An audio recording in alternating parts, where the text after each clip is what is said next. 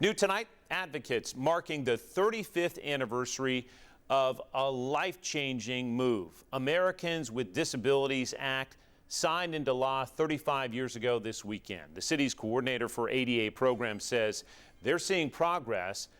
She remembers the days when she couldn't have any access to lots of places. 10 News reporter Avery Gingrich joining us now, and you spoke to a family who is also seeing the impact of that law.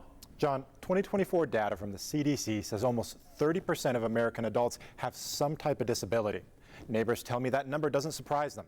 Whether visible or not, they say work remains to ensure equal access to everyday activities.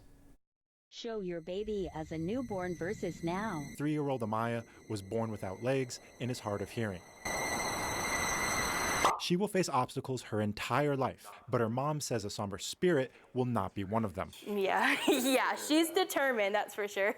Independent and quite determined. So Jaylynn Stringer says caring for her youngest daughter is a labor of love.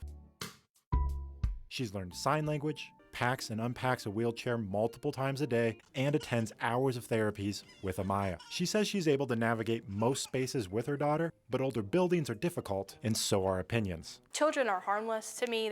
I forgive them. They're just curious. They ask questions about her, but mostly it's a lot of like judgmental looks and sometimes comments. Some people whisper. They think they're whispering, and I can't hear them, and I obviously can.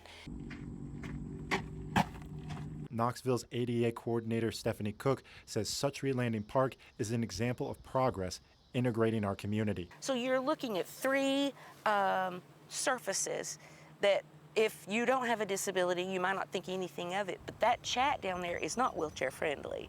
You know, the bricks are okay. We talked that through when the project was on paper. She says she couldn't expect to use sidewalks, ride a bus, or get into a building when the ADA was enacted in 1990. She says coming from that, every effort to improve access is a win, but building awareness around disabilities is ongoing.